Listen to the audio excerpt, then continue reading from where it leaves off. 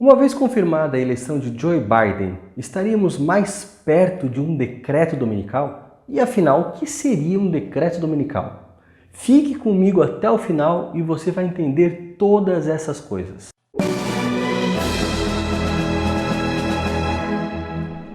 Para aqueles que estudam as profecias, é muito importante acompanhar os últimos eventos, que a gente chama de escatologia. Existe aqui um vídeo no canal onde eu explico o que é escatologia, da onde vem esse termo e como funciona a escatologia bíblica. Você pode acompanhar, vai estar na descrição. Dentro do cenário que a Bíblia pinta para o tempo do fim, existe uma grande perseguição, quando as forças do mal vão se arregimentar para perseguir o povo de Deus. Essa batalha pode ser vista em Apocalipse 12, do ponto de vista do povo de Deus, ali representado por uma mulher. Mas no Apocalipse 13 nós temos um outro lado dessa mesma batalha, que é justamente enfocando os poderes que vão atuar como agentes satânicos de perseguição ao povo de Deus. Você tem ali em Apocalipse 13 duas bestas, a primeira e a segunda. Essas duas bestas ou animais representam poderes políticos ou políticos religiosos que vão exercer o papel de perseguir o povo de Deus. A primeira besta é identificada como um poder político religioso. Esse poder teria uma atuação de 1260 dias. Esse período pode ser interpretado graças a uma chave importante que a profecia fornece. Essa chave funciona em profecias de tempo tanto no livro de Daniel como no livro de Apocalipse. Existe aqui no canal um vídeo sobre o princípio de ano, como ele funciona. Você precisa ter a miniaturização profética, ou seja, um elemento pequeno representando algo grande. Então, o tempo correspondente, que vai ser um tempo pequeno, também deve ser um tempo grande. Nessa situação, você aplica o princípio de ano, que nesse caso faz com que um dia mencionado na profecia equivalha a um ano. Portanto, 1260 dias, nesse caso do Apocalipse, representam 1260 anos. Esse poder perseguidor é identificado geograficamente surgindo do mar. O mar em profecias representa onde existem muitos povos, nações e línguas. A ação perseguidora estaria localizada antes da atuação do santuário. Quando o santuário começasse a trabalhar, segundo Daniel capítulo 7, seria posto um basta a esse poder perseguidor. Por diversas dessas características, esse poder tem sido identificado pelo mundo protestante como sendo a Igreja Católica. Esse poder perseguidor então receberia uma ferida mortal. E essa ferida seria então restaurada. E eu falo um pouquinho mais para frente o que significa essa restauração da ferida mortal. Aguarde mais um pouquinho. Mas o que nos interessa nesse segundo vídeo aqui é a segunda besta. Em contraste com a primeira besta, a segunda surge da terra, um lugar que não era tão povoado. A segunda besta, ela se parece com um cordeiro. E cordeiro no Apocalipse, em vários textos, é um símbolo claro para Jesus Cristo. Mas esse cordeiro teria 2 chifres. E esse cordeiro, ao contrário da sua aparência, ele falaria como um dragão. O dragão também aparece em Apocalipse capítulo 12 como símbolo de Satanás. Portanto, você tem um cordeiro na aparência, algo similar a Jesus, mas que fala como o diabo. O interessante é a associação dessa segunda besta com a primeira, porque ela faria uma imagem à primeira besta, devolvendo-lhe o poder. E todos seriam convocados a adorar a primeira besta. Que poder seria esse que restauraria a imagem do papado, que daria força à Igreja Católica para que ela voltasse a exercer o seu papel de perseguidor, assim como teve na Idade Média? Esse poder é uma nação, mas não qualquer nação, uma nação jovem. Uma nação que estaria em desenvolvimento a partir do momento que a primeira besta recebesse a sua ferida. Os estudiosos da profecia têm calculado os 1260 anos como partindo do ano 538 e levando ao ano de 1798. Lembrando que em 1798 o general Berthier, a mando de Napoleão Bonaparte, depôs o Papa que estava em exercício de função, e esse Papa acaba morrendo no exílio. A Igreja perde temporariamente as suas terras, que são devolvidas apenas após o Tratado de Latrão em 1929, graças à ação do ditador Benito Mussolini. A partir daí, a igreja tem recuperado seu prestígio e a sua influência, principalmente no mundo político. Então é nesse contexto que temos que procurar uma nação que estava em desenvolvimento, que ganhou projeção e que exerceria um papel de liderança, a ponto de levar outras nações do mundo a reconhecer, graças à sua influência, o poder do Vaticano. E essa nação, representada pela segunda besta, é identificada por muitos autores como sendo os Estados Unidos. Um país que nasceu com a liberdade de expressão, um país democrático, mas que abriria mão dos seus conceitos protestantes para abraçar uma aliança com o catolicismo. Essa aliança já vem sendo formada há algumas décadas, desde que Ronald Reagan se uniu ao Papa João Paulo II para derrubar, através dos bastidores, o comunismo. Desde então, tem havido constante aproximação entre Estados Unidos e Vaticano. O texto fala de uma marca da besta, um sinal que seria colocado sobre as pessoas, sobre a testa e também sobre a mão. Em contraste, os servos de Deus são selados tanto em Apocalipse 7 como Apocalipse 14.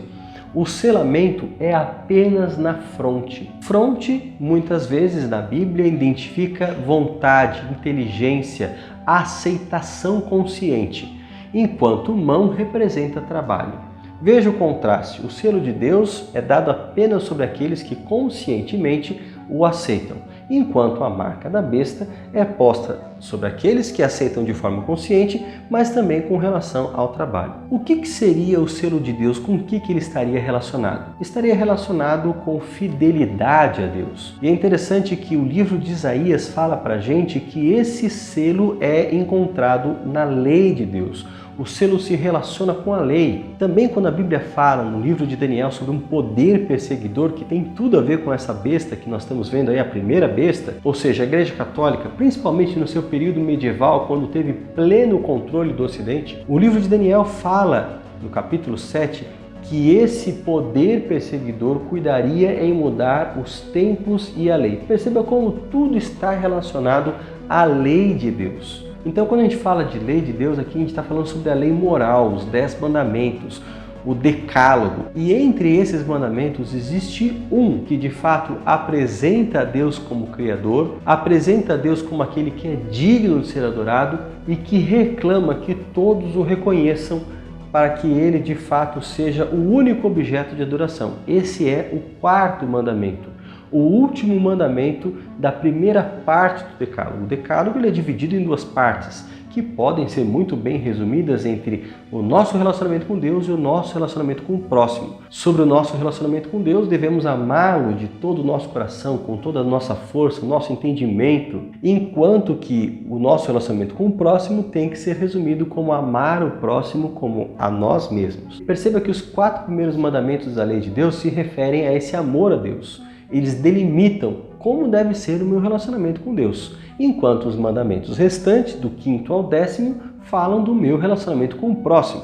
Se o 4º mandamento tem uma relação com o selo de Deus, se ele identifica Deus como autor da lei, como objeto de adoração, é interessante como Satanás iria tentar se contrapor a esse mandamento. E quando a gente percebe a profecia de Daniel 7:25 se cumprindo na história, é fácil notar como o 4º mandamento foi substituído no catecismo pelo domingo, um falso dia de adoração. De alguma maneira, no final dos tempos, esse falso dia de adoração ganharia uma obrigatoriedade. É isso que a gente fala com o decreto dominical. Não é simplesmente a imposição do domingo ou legislações que defendam o domingo, porque isso já houve na história. No próprio Estados Unidos houve um período de chamadas Blue Laws, leis que promoviam o domingo e que prejudicaram guardadores do sábado. E aqui eu estou me referindo especialmente a um grupo valoroso, os batistas do 7º dia. Existe um vídeo aqui no canal onde eu falo o que eles tiveram que enfrentar, perseguições religiosas,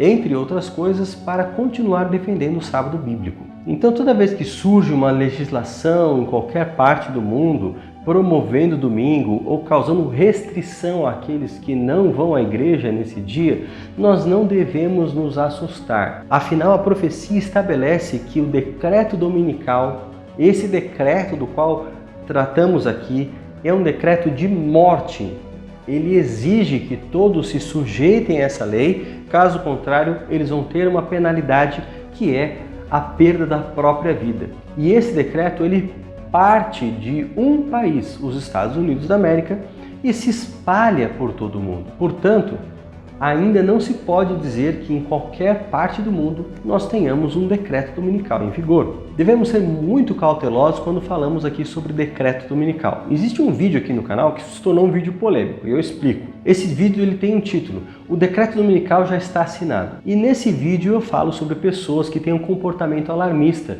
que começam a dizer coisas sem base e começam a especular em cima das informações que a profecia garante para nós. Embora a Bíblia projete um decreto dominical para o futuro, e eu acredito nisso, estudando a palavra de Deus, a gente não pode dizer que ele já esteja assinado, já esteja em vigor, que os governantes estão apenas esperando por uma ocasião oportuna para colocá-lo em prática. Seria muito difícil provar esse tipo de informação. E é nesse sentido que eu fiz aquele vídeo, para dizer que nós temos que ser cautelosos e nos preocupar mais com aquilo que as profecias falam do que com aquilo que a gente não pode provar. Claro que algumas pessoas não entenderam esse comentário e acharam que eu estava me colocando contra o decreto dominical. De maneira nenhuma. Você pode assistir o vídeo e tirar a prova dos 9. Agora que eu já falei um pouquinho sobre o decreto dominical, como a profecia aponta o seu cumprimento, eu preciso falar um pouquinho sobre como a situação da provável eleição de Joe Biden vai levar a esse decreto. É claro que eu faço isso apenas no campo da projeção. Nós não temos certeza sequer se Joe Biden foi realmente eleito.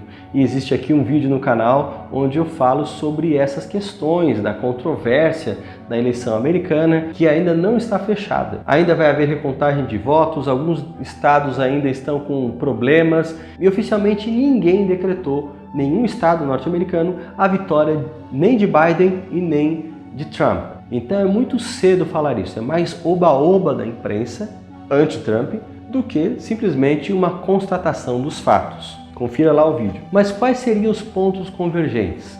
O que poderia facilitar a futura promulgação de um decreto dominical num provável governo de Joe Biden? Em primeiro lugar, nós temos as considerações do Papa Francisco na sua última encíclica Fratelli Tutti. Ali ele mostra estar muito mais alinhado com propostas que são identificáveis com governos democratas, o que facilitaria o diálogo entre Francisco e Joe Biden. Um segundo ponto, e isso é bastante comentado, Joe Biden é o segundo presidente católico dos Estados Unidos e ele já fez contato com o Papa Francisco algumas vezes e a imprensa também diz que entre vários governantes que já reconheceram e parabenizaram Joe Biden, o próprio Papa já teria ligado para ele. Então essa é uma possível afinidade entre Joe Biden e também o Papa Francisco. Aliás, vale ressaltar que Francisco é o primeiro Papa jesuíta da história. Você sabe que os jesuítas são um grupo que surgiu justamente na época da Contra-Reforma para barrar o avanço do protestantismo. E durante a sua história, os jesuítas têm usado de vários estratagemas.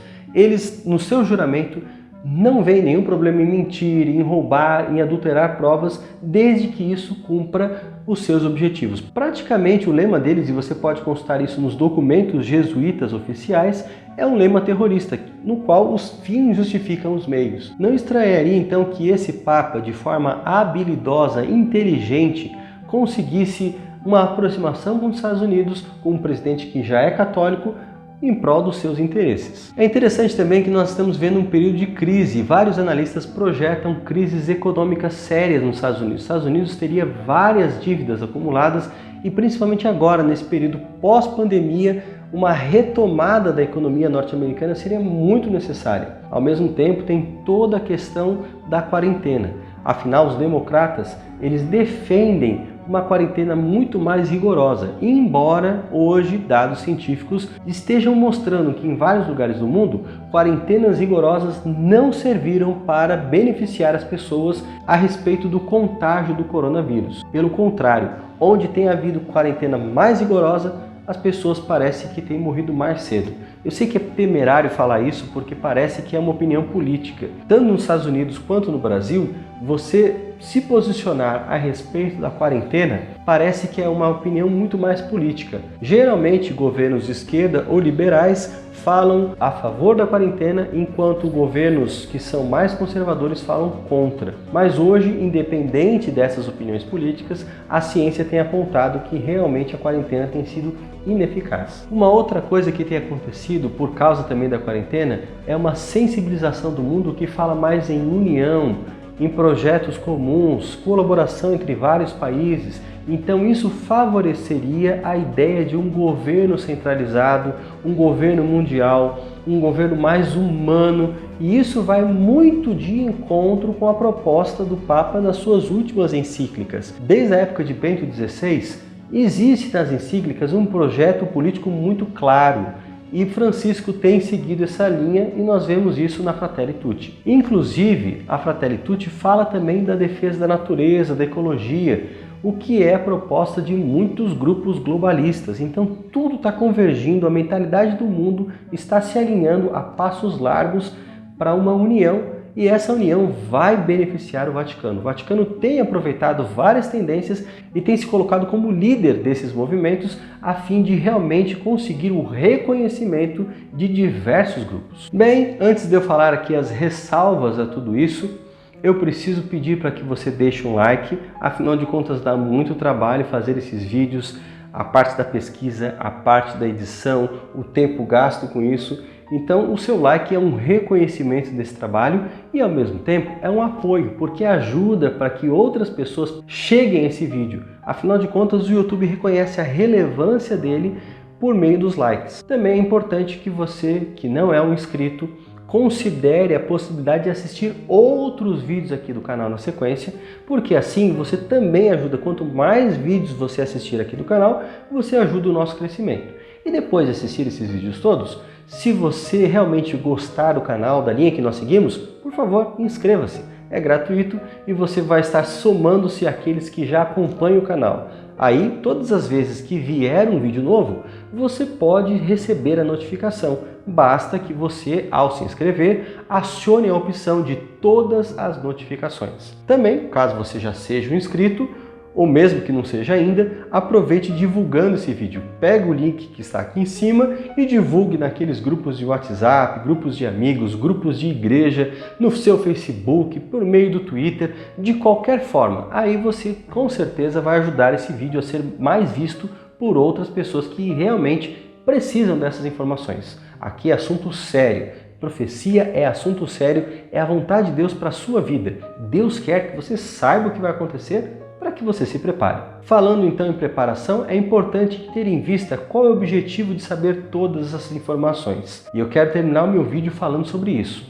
Antes, como eu prometi, vamos ver as ressalvas a isso que eu disse. Em primeiro lugar, nada está decidido. A eleição norte-americana não está encerrada. Muita gente já declarou Joe Biden como presidente eleito, mas não é verdade. Ainda é um longo caminho para que as eleições confirmem se há a eleição de Joe Biden ou a reeleição de Donald Trump. Afinal de contas, muitas fraudes já foram apontadas, há ainda muitas dúvidas e o prazo para que esse processo termine ainda não acabou. Ainda mais se a gente pensar que Donald Trump está recorrendo e já foi autorizado em alguns lugares a recontagem de votos. Então é cedo para falar de um futuro governo de Joe Biden. Uma outra coisa importante é que a profecia não dá detalhes específicos. A profecia não menciona nomes, quem vai ser o próximo governante, características físicas. Ela dá linhas gerais. Então a gente pode estudar os acontecimentos e entender mais ou menos quais as tendências e o que está acontecendo, como isso vai clareando o que a profecia vai dizendo. Bom, é nesse aspecto então que eu quero terminar meu vídeo, falando sobre o preparo para tudo isso. Primeira coisa, eu quero apelar aqui a todos para que estudem sobre o sábado bíblico. O sábado é um sinal deixado desde a criação. Gênesis 2, verso 3, já coloca esse dia como um dia muito especial. É o único dia no relato da criação que não é denominado por meio de um numeral ordinal. Sempre é o primeiro, o segundo, o terceiro dia, mas quando chega no sétimo, ele tem um nome. Esse dia também é relacionado com o descanso de Deus e o descanso que ele deixou para a humanidade. E há ali uma bênção especial para aqueles que guardam esse dia. E é justamente por essas razões que séculos mais tarde o livro de Êxodo nos manda lembrar do sábado. E ele retoma o mesmo princípio. 6 dias trabalharás, no 7º descansarás, porque em 6 dias criou o Senhor Deus os céus, a terra e o mar, e no 7º descansou. O próprio Jesus se apresentou como o Senhor do sábado. Paulo também descansa em alguns sábados no livro de Atos. E no Apocalipse, João tem a sua visão no dia do Senhor. Então é muito importante reconhecer o papel dos 10 mandamentos no plano que Deus fez para salvar o ser humano. O segundo apelo que eu faço a você é para que você continue acompanhando a profecia em conexão com as notícias, porque é através dos acontecimentos que nós podemos ver o cumprimento profético. Teríamos que ter esse olhar clínico para identificar nesses diversos eventos não um amontoado de coisas sem nexo. A história não é cíclica como pensavam os gregos e também não é algo sem sentido, caótico, mas ela segue um plano, uma diretriz e Deus está no controle dela. Aquilo que Deus disse vai se cumprir. Muito bem, obrigado para aqueles que chegaram aqui até o final desse vídeo e eu quero convidar você para que acompanhe agora a tela final com algumas recomendações de outros vídeos aqui do canal. Clique em um deles, da sua preferência, e você vai poder continuar ajudando o canal assistindo o próximo vídeo. Como eu já pedi antes, se você gostar, não custa nada se inscrever. Será sempre bem-vindo ou bem-vinda. Um forte abraço, Deus abençoe você.